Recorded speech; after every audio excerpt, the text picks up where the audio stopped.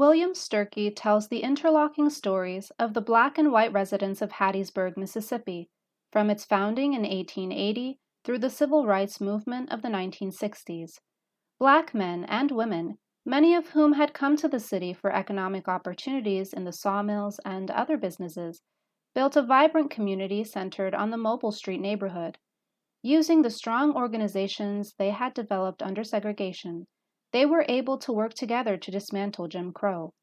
Here, Sturkey writes of the tragedies and triumphs of the civil rights era and discusses the struggles that remain.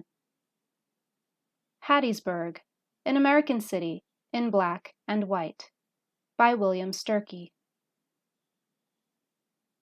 Between 1962 and 1968, the Hattiesburg civil rights movement revolutionized race in the hub city. Through dozens of public demonstrations and countless acts of individual resistance, local African Americans excised Jim Crow from their society. By the end of the decade, the most visible signs of Jim Crow had been vanquished. Formal racial segregation in public spaces ended. Schools and hospitals desegregated. Black people gained the ability to register to vote, serve on juries, obtain jobs in previously segregated companies, and purchase homes outside traditionally black neighborhoods. The police force hired black men. In 1965, a white man was convicted of raping a black woman for the first time in Hattiesburg history. 5 years ago, nothing would have been done about that case, noted a bailiff who served at the trial. The civil rights movement had something to do with it, all right. That same autumn, the University of Southern Mississippi admitted its first black students. These changes by no means completely erased racial problems or reconciled historical racial advantages, but they did indeed signify the end of Jim Crow. None of this was easy. Despite new federal legislation, especially the Civil Rights Act of 1964 and the Voting Rights Act of 1965, which barred racial discrimination in public places and empowered the Department of Justice to oversee local voter registration practices, the onus of extricating Southern society from the grip of Jim Crow fell upon the shoulders of everyday local black citizens. Many white segregationists refused to follow federal law unless compelled by overwhelming demonstrations or legal action. Black citizens, now armed with new legislative tools, committed themselves to the painstaking process of eliminating Jim Crow from every corner of the South. These black citizens worked outside the purview of reporters and news cameras to demand equal opportunities. There was never a time in Southern history when black people were not active. From organizing through churches and pouring resources into black schools, African Americans had always gotten together within their communities to help improve the lives and prospects of their fellow black citizens. But in Hattiesburg and elsewhere, the nature of black activism in the 1960s was inherently different from the activism of previous eras. The civil rights movement of the 1960s directly targeted and successfully overthrew Jim Crow.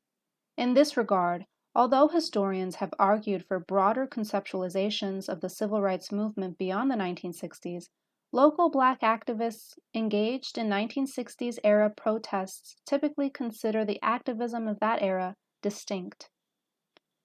Consider the view of local people. Virtually all black Hattiesburgers who participated in the movement of the 1960s conceptualized precise points of origin.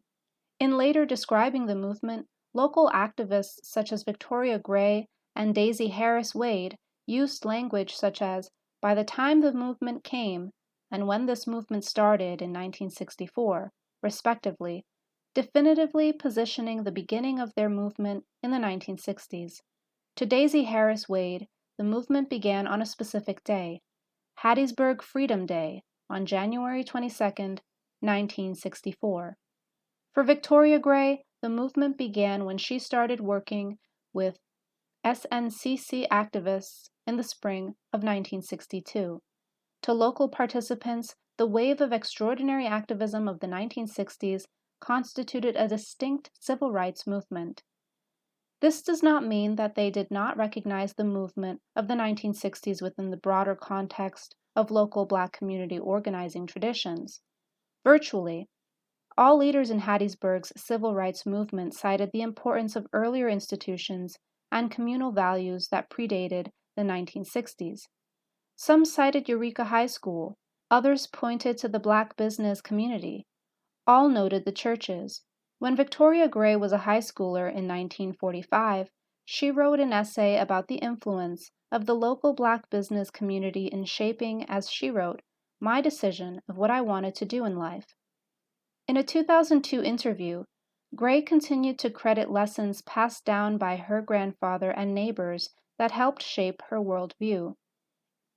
In interviews conducted as late as 2011, Daisy Harris Wade, a graduate of the Eureka High School class of 1949, similarly cited her experiences as a student at Eureka in the 1940s and the importance of the old Black churches in shaping her life before the movement. But those experiences were part of another era. The civil rights movement, however similar or deeply entwined it was with the efforts of the past, represented something entirely different: the rapid expulsion of Jim Crow from their society. Local movements were also largely shaped by Black people's changing view of the potential of federal action. In the 1960s, African Americans more than ever came to believe in the possibility of circumnavigating oppressive local and state governments to gain access to federal protections, both old and new, that they had never enjoyed. As Hattiesburg Reverend John M. Barnes stressed to the Senate Judiciary Subcommittee on Constitutional Rights in 1959, we need the federal government on this matter. The officials of Forest County will continue to deny colored people the right to register and vote unless they are required to do so. With the Department of Justice pursuing its case against Theron Lind and the explosion of civil rights activism across the American South, Black Hattiesburgers became increasingly active in their fight against Jim Crow. Reporters, cameras, and dozens of outside volunteers undergirded the potential effectiveness of local activism. As local African Americans gained increasing confidence in federal authority, the Hattiesburg movement flourished. It is also important to understand that Black people were essential in pushing the federal government toward a greater commitment to protecting Black civil rights. This increasing commitment was not only the result of growing Black political constituencies and their allies in the North, but also from Black Southern activists. The events in Selma, Alabama, on March 7, 1965, often receive credit for the passage of the 1965 Voting Rights Act. But that legislation was, in reality, a consequence of over a decade of Black Southern political activism that documented blatant violations of the 15th Amendment. When United States Attorney General Herbert Brownell testified in 1956 to the Senate Judiciary Committee considering civil rights legislation, he read a 1952 affidavit completed by a Black Hattiesburg voter registration applicant and cited the case of PA et al. V. Cox as one illustration of Black Southerners being denied the right to vote. In Hattiesburg and elsewhere, thousands of Black activists spent years laying the groundwork to prove the necessity of additional enforcement mechanisms to help guarantee basic constitutional rights. After more than 70 years of racially based voter discrimination, the federal government finally provided these mechanisms with the Voting Rights Act of 1965. In the years after the Civil Rights Act of 1964 and Voting Rights Act of 1965, everyday African Americans shouldered the burden of desegregating Southern society. When racially segregated public schools were formally outlawed by the 1964 Civil Rights Act, it was Black children and their parents who weathered the difficult processes of desegregating previously all-white schools. During that fall, Mississippi enacted a plan known as Freedom of Choice, desegregation that for the first time in Hattiesburg history allowed students of any color to attend any public school in the municipal school district. In Hattiesburg, only black students crossed the old racial boundaries by desegregating previously all-white schools.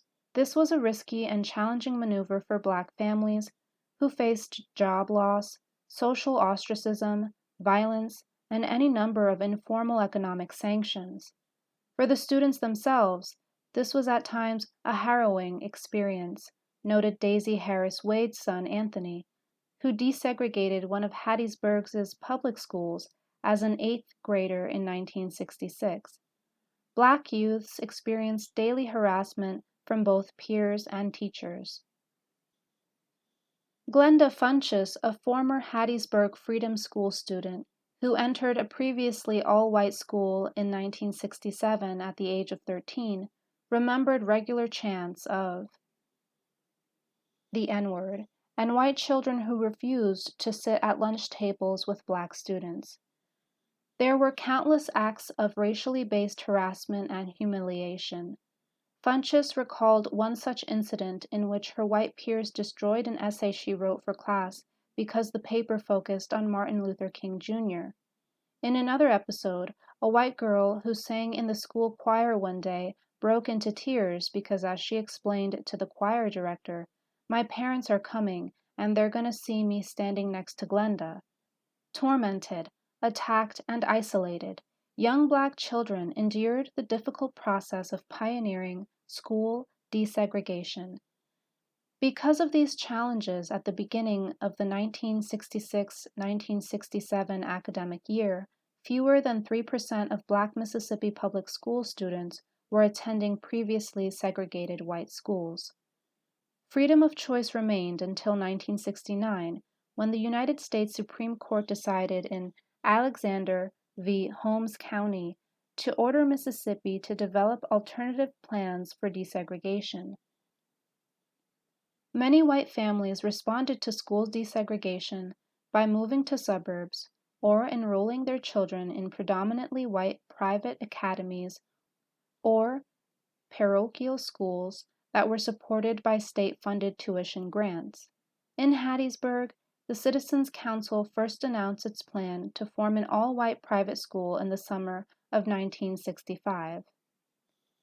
Although formal public school segregation ended in 1964, Mississippi schools as a whole have never truly integrated.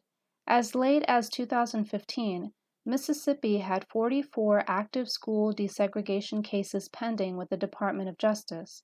In the 30 years after the Alexander v. Holmes County decision, white enrollment in Hattiesburg public schools declined from 55% to 11%. White families either relocated to the outskirts or sent their kids to more racially homogeneous private schools.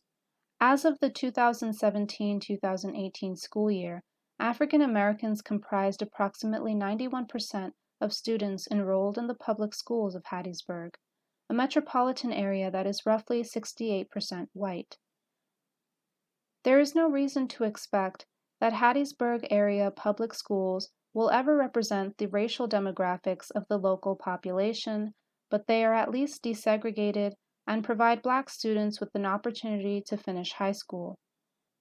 Despite the lingering problems of educational inequality that affect thousands of public school districts across the nation, African American political participation helps give black residents a voice in electing representatives to the school board. The biggest difference between Jim Crow and now is that so many more black students have a chance to learn and succeed before their society systematically crushes their dreams. During the same autumn of 1964 that Hattiesburg schools desegregated, local civil rights activist Victoria Gray became the first black woman in Mississippi history to run for the United States Senate, backed by an integrated independent political party known as the Mississippi Freedom Democratic Party. Gray ran against incumbent John Stennis in the 1964 Democratic primary and lost by a large margin of 153,572 to 4,249. The year 1964 marked the beginning of immense changes in Black political participation in Mississippi. Gray was one of an unprecedented number of African American candidates who ran for state or local office in that year. As nationally syndicated columnist Robert G. Spivak observed, the 1964 Mississippi Democratic primaries featured the largest number of Negro candidates for major office in Mississippi since Reconstruction. Black voters have played a major role in the state Democratic Party ever since, especially because so many white segregationists, Democrats left the party after the passage of the 1964 Civil Rights Act. During the autumn's presidential election, Republican candidate Barry Goldwater, an Arizona senator whose vote against the 1964 Civil Rights Act earned him the endorsement of the Mississippi Citizens Council, became the first Republican to win the state of Mississippi since Ulysses S. Grant in 1868 during Reconstruction. Over the ensuing years, Black Hattiesburgers continued to expand local Black political participation. Daisy Harris Wade remembered stages of growth, estimating 10% involvement of the Black community when the ministers were here in January of 1964. By Freedom Summer, Wade estimated about 50%, and then about 75 or 80% of the people were involved one way or another by the early spring of 1966. These rough estimates provided by an activist reflect the growing numbers of registered Black voters in Hattiesburg during the mid-1960s. On June 16, 1965, the United States Court of Appeals finally ruled in the Theron Lind case. The federal court enacted specific limitations on Lind's ability to deny voter applications and required an immediate review of 350 application forms of those rejected Negro applicants who applied during his tenure in office and who are not now registered. Less than 2 months later, on August 6, 1965, President Johnson signed into law the Voting Rights Act of 1965, which provided the federal government with unprecedented authority to oversee voter registration in places like Forest County, where African Americans had for decades been systematically disfranchised. Nearly a century after the ratification of the 15th Amendment, Black people in Forest County could finally register to vote. In March of 1964, there were 196 Black residents of Forest County registered to vote. Roughly 3 years later, that figure soared to 5,467. Local movement activists led a charge to inform the newly enfranchised Black electorate. Through community newspapers such The Voice of the Movement and the Forest County NAACP's Freedom Flashes, both of which were produced in Black-owned businesses in the Mobile Street District, Black political leaders encouraged their neighbors to register to vote and provided updates on local political activities. In 1966, movement leaders compiled a political handbook for the Black people of Forest County, a 16-page pamphlet explaining the duties of various city and state elected officials and encouraging local Black voters to consider whether the current elected officials truly represented their best interests. Ever since African Americans regained the right to vote, white conservative Mississippi politicians have taken steps to limit their political power. In 1966, the year after the passage of the Voting Rights Act, white Mississippi legislators redrew the state's 5 congressional districts to split potential Black voting blocks. In addition to recurrent gerrymandering, white Mississippi legislators since 1966 have employed a range of tactics to curtail the influence of the Black vote. They have diluted Black political power by expanding at-large voting across districts, changed the process of electing supervisors in county-wide elections, altered nominating procedures for school district trustees, reformed primary elections, and switched some positions from elected to appointed. As former Mississippi civil rights attorney Frank Parker observed in 1990, outright denial to Black Mississippians of the right to vote, now prohibited by federal law, was replaced with these more subtle strategies to dilute and cancel out the black vote. Conservative white Mississippians, who have now fully switched to the Republican Party, continue to work to weaken the power of black votes. Jim Crow ended, but black people have had to fight relentlessly to maintain access to the ballot box. Most recently, white conservatives have used new voter identification laws to target black voters. Even in post-Jim Crow Mississippi, there is no indication that they will ever cease their continual assaults on black voting rights. Nonetheless, black people embraced and defended new political activities. They fought virtually every plan designed to limit their political power, a battle that included two victorious cases involving Hattiesburg civil rights leaders, Connor v. Johnson and Fairley v. Patterson, that reached the United States Supreme Court. As early as 1967, black Mississippians elected 22 African Americans to local offices. By the late 1980s, Mississippi led the United States of America in the number of elected black officials with 646. Hattiesburg activists attacked all components of Jim Crow. Soon after the passage of the Civil Rights Act of 1964, local activists launched a series of demonstrations to desegregate public facilities. When 35-year-old Dorothy Jackson was removed from a bus that August for refusing to give up her seat, the remaining 20 black passengers stood up and walked off the bus, spurring a boycott that ended segregated seating on city buses.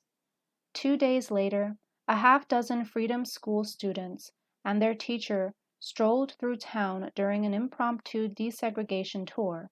In a single afternoon, the group targeted the local public library and the local Crest stores. The library closed to avoid having to allow black kids to borrow books, and a waitress at the Crest store refused to serve the interracial group. Shortly thereafter, a police officer arrested the Freedom School teacher. But the library demonstration helped spur a larger response that later desegregated the library. The arrested teacher later won a lawsuit against the Crest Corporation. Most places, especially national chain stores, desegregated relatively peacefully as white onlookers silently watched racial segregation crumble. Other venues desegregated only after the threat of a lawsuit based on the new Civil Rights Act of 1964. Protesters were regularly beaten and arrested, but they nonetheless continued to mount desegregation campaigns throughout the duration of the local movement. Through the persistence of local activists and the support of new laws, Hattiesburg institutions desegregated. Hattiesburg's white leaders, deeply concerned about the optics of violent resistance, objected to the protests but advocated peace. Most local white citizens heeded the Hattiesburg American's warning that violence would only play into the hands of the leaders of these extremist groups, but some white citizens just could not bring themselves to operate peacefully. When a group of 35 local African Americans and 4 Northern civil rights activists launched a sit-in at Leah's restaurant in January of 1965, a group of unidentified local white terrorists burned a cross in front of a school in one of the black neighborhoods. When protests continued over the ensuing days, several local white men attacked the demonstrators. All told, local movement leaders reported 12 beatings during the last 2 weeks of January in 1965. But the freedom fighters persevered. Backed by the support of a branch of the Delta Ministry, which operated an office out of Lennon Wood's guest house on Mobile Street, civil rights workers who had been attacked pressed charges, completed affidavits, and publicized the violence to hundreds of supporters across the country. Ultimately, these reports helped lead to the arrest of several perpetrators. The aid of outside activists was crucial to carrying this fight forward, but it was primarily local African Americans who led efforts to expel Jim Crow. By August of 1965, a visiting white Presbyterian minister from Minnesota reported, "We feel so good about the progress here that we are beginning to look forward toward the time when our presence in Hattiesburg will no longer be needed." At about 2:30 in the morning on January 10, 1966, Klansmen laid siege to the home of voting rights activist Vernon Dahmer and his family. Two of the attackers ran toward the house under the cover of gunfire and tossed gasoline-filled containers through the windows, followed by a flaming cloth that ignited the containers. As the fire spread, the Klansmen fired a continuous stream of bullets into the home. Vernon Dahmer leaned against his front door, returning fire as he could, while his wife Ellie, 10-year-old daughter, and two sons aged 12 and 20 scrambled to escape the burning house. After Ellie managed to pop out a back window, the family fled into a barn located behind the house. Vernon Dahmer saved his family that night, but later succumbed to severe burns to his head, upper body, and arms. He was 57 years old when he died on the afternoon of January 10, 1966. Local white leaders condemned the crime. The Chamber of Commerce issued a statement condemning the tragic acts of violence against the Vernon Dahmer family and urging all of the law enforcement agencies to pursue with diligence their efforts to bring all of the perpetrators of this unconscionable crime to their justice. The Forest County Board of Supervisors and Hattiesburg City Council issued a similar statement, calling for the prosecution of the person or persons guilty of this tragic and deplorable crime, and creating a Dahmer Family Fund of Forest County to help the family rebuild their home and pay for additional expenses. The Hattiesburg American rebuked the revolting, cowardly crime committed by terrorists, editorializing that the crime against them must be punished. Despite such sentiments, it is worth remembering that Vernon Dahmer had long been fighting these very same institutions, local white government officials, business leaders, and the press for basic voting rights for African Americans. Although these groups expressed remorse for his death in 1966, white businessmen and city leaders had for years played key roles in fighting against Black civil rights. The Hattiesburg Citizens Council had helped publicize the names of local civil rights activists and closely monitored their behavior.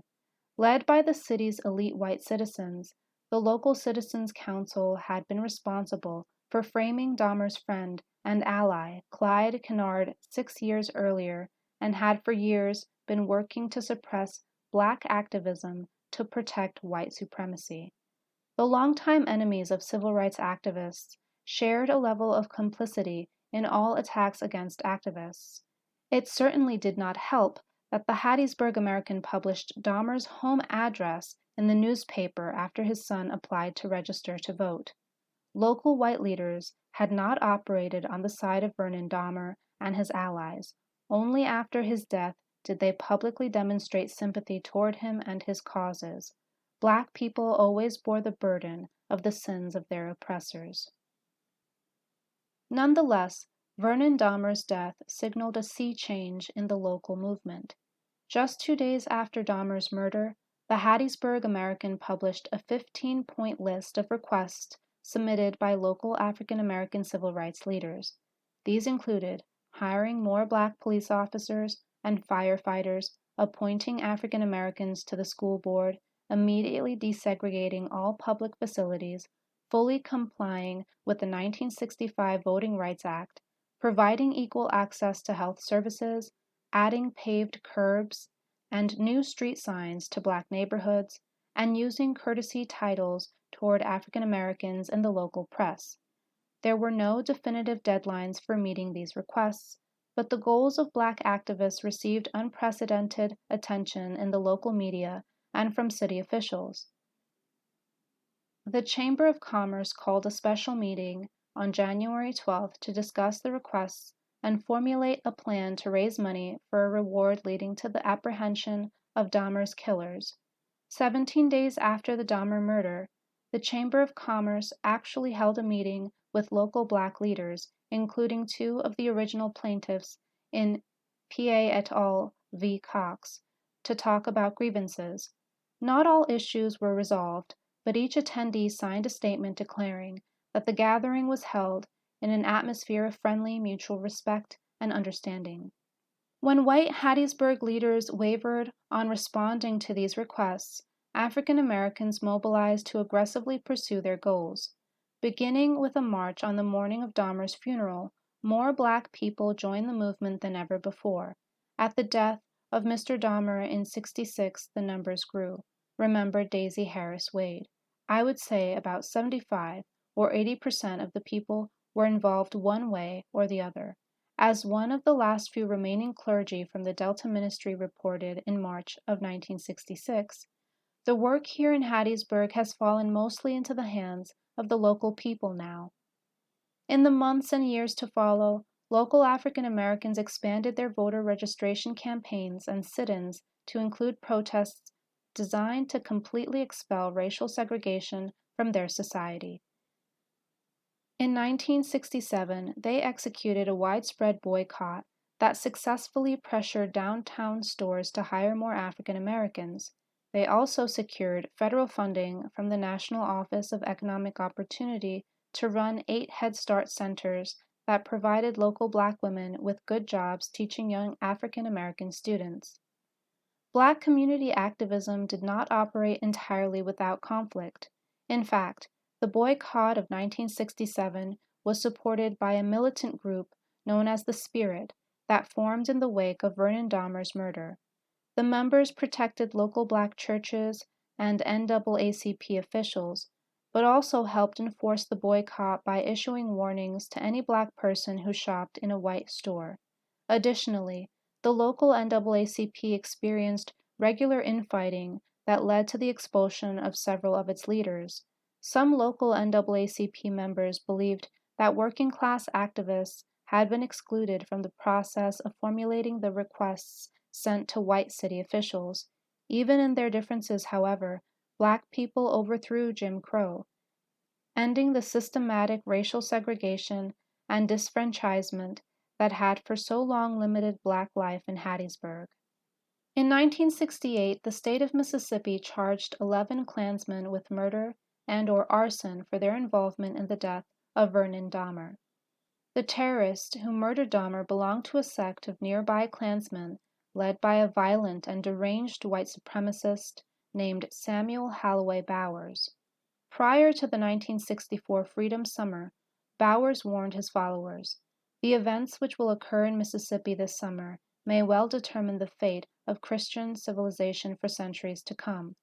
Members of this group were also involved in the famous Freedom Summer murder of civil rights activists Michael Schwerner, James Chaney, and Andrew Goodman in nearby Neshoba County.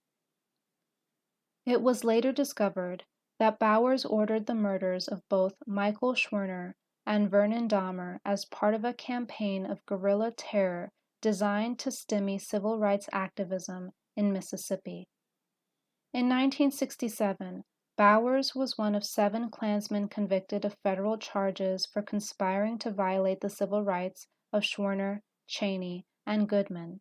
Several members of the group had also been indicted on federal charges related to the murder of Vernon Dahmer, but these charges were later dismissed.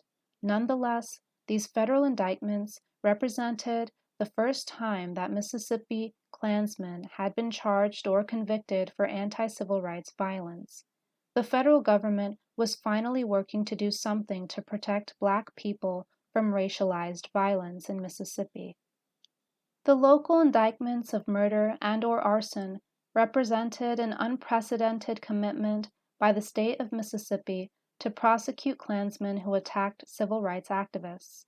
As a Hattiesburg reporter noted in 1968, a remarkable facet of the state indictments and subsequent developments is that generally speaking, citizens of the area appear to feel that something was needed in the way of action more stringent than the federal conspiracy charges. Yet only a few years ago, the reporter observed, such a move would have meant political suicide for the prosecutors and public ostracism. Hailing from a longtime Mississippi family, the Klansman Samuel Bowers carried with him a deep sense of family history that informed his violent actions. In interviews conducted in the early 1980s, Bowers sought to contextualize his role in maintaining the tradition of white supremacy in Mississippi.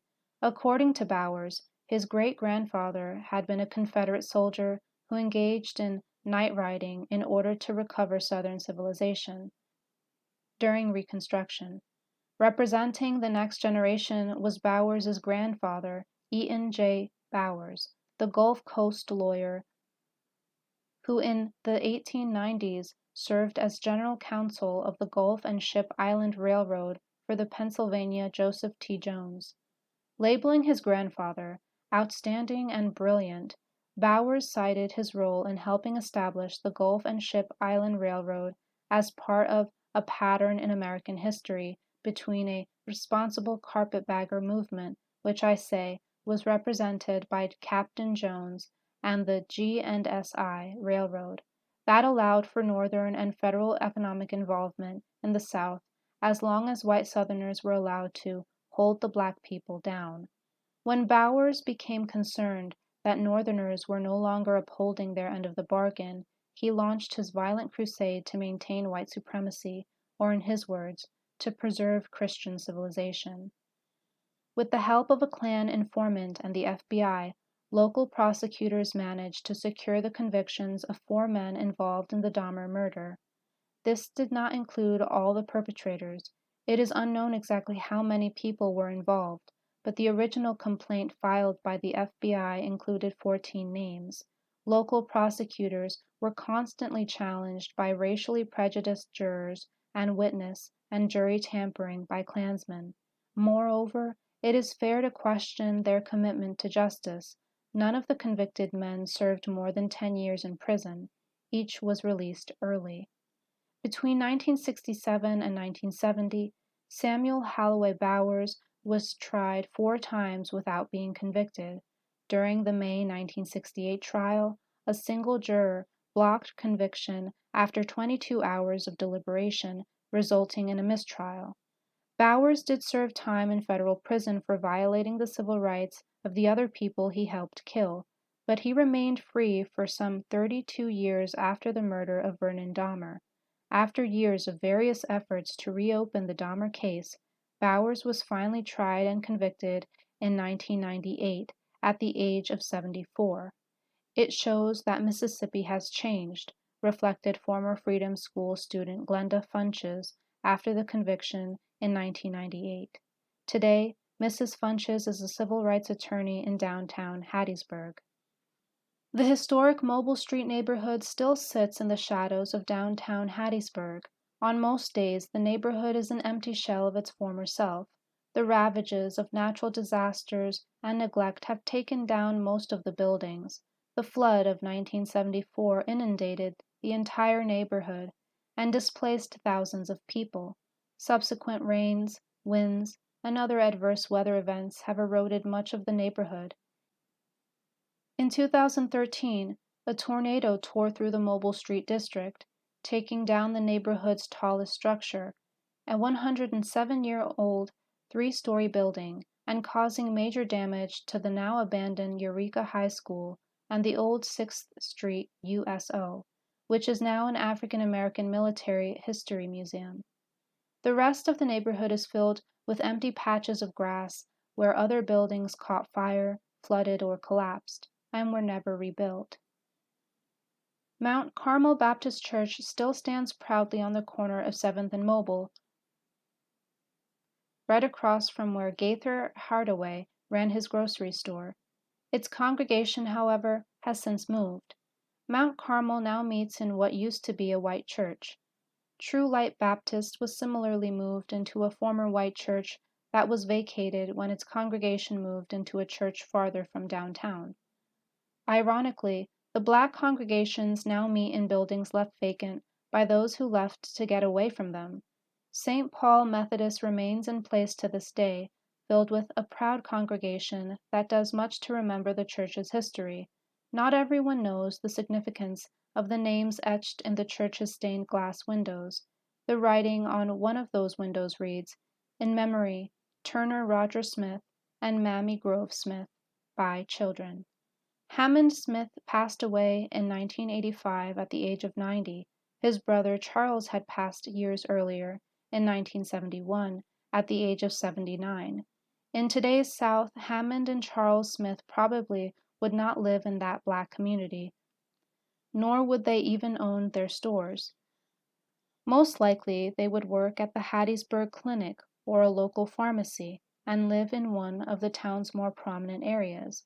They almost certainly would not live near Mobile Street. In today's South, Hammond and Charles could live, shop, and eat wherever they wanted. The destruction of everyday Jim Crow is a major victory of the civil rights movement, but that very system of Jim Crow, which limited black opportunities and was so oppressive and so deadly, also gave birth to the very communities that brought into being the movement that eventually killed it. Black people still own businesses and work throughout the city, but since the destruction of Jim Crow, the number of homegrown small black businesses has drastically declined. Hammond Smith's pharmacy probably couldn't survive today against the CVS stores and the Walgreens that dot the city and accept dollars from all races. Thousands of black Hattiesburgers now work and shop in two large Walmart stores on either end of the city. Black people are now free to spend their time and money as they please. That is no small thing. But decades ago, their time and dollars would have cycled through their own communities rather than into the bank accounts of multi-million-dollar corporations. Those dollars would have gone into the hands of the people who ran the groceries, cafes, and barber shops of that once vibrant community. Since integration, Hattiesburg itself has sprawled miles away from its historic center.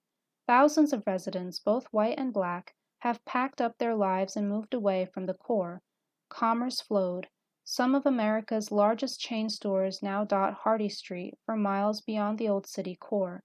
The migrants left a decaying downtown in their wake. There are still a few places to eat and drink, but downtown Hattiesburg is no longer the center of local commerce. A downtown association draws people back into the city center for concerts, plays, farmers markets, and festivals. It is also leading an effort to reverse the out-migration by encouraging people to move downtown, but such efforts are merely the beginning stages of an effort to reverse out-migration process underway since the end of Jim Crow. In the years after the 1960s, racial progress flipped the city inside out, leaving an old historic core for the black residents who cannot afford or choose not to move, and some white residents who populate the older white neighborhoods. So much has changed, but the legacy of a racially disputed past hangs above the hub city. Hattiesburg celebrates its civil rights history and even has plans to refurbish Eureka High School into a local civil rights museum that could be added to the Hattiesburg Freedom Summer Trail. But on most days, and in more subtle ways, the city also honors the white supremacists who worked most devotedly to tear the races apart. The county still bears the name Forest, after the murderous Civil War general and Ku Klux Klan pioneer, and of course its Confederate monument stands tall next to the courthouse, never mind the fact that the city was founded more than 10 years after the Civil War ended. The state flag contains the old Confederate battle flag in its upper left-hand corner. When the University of Southern Mississippi removed it from campus, following the murder of 9 black people in Charleston by a white supremacist in 2015, local white neo-Confederate boosters camped on the edge of campus, waving Confederate flags in protest.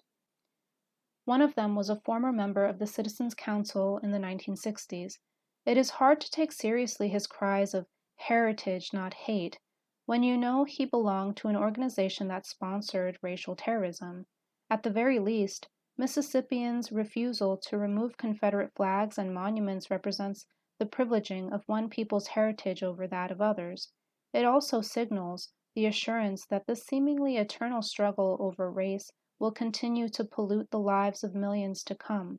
Despite so much change, many Southerners today insist on passing down the sins of their ancestors to their offspring, but some do share a vision that one day this American cancer of racism might end. African Americans in the South have more opportunities now than they ever had, but losses were embedded within those iconic victories. Hollowed-out neighborhoods now sit in the former sites of bustling black downtowns. The entire American South is filled with those once rich spaces, and some African Americans still occupy them. Most of those residents are poor, and although they can now ride in the front of the bus, one cannot help but wonder how many opportunities are actually theirs. Few Black communities are as capable of self-sustenance as they once had been. The decline of Jim Crow was a victory of the movement, but it ultimately led to the fall of hundreds, perhaps thousands of extraordinarily resilient Black communities where a people lived and grew together within the confines of Jim Crow.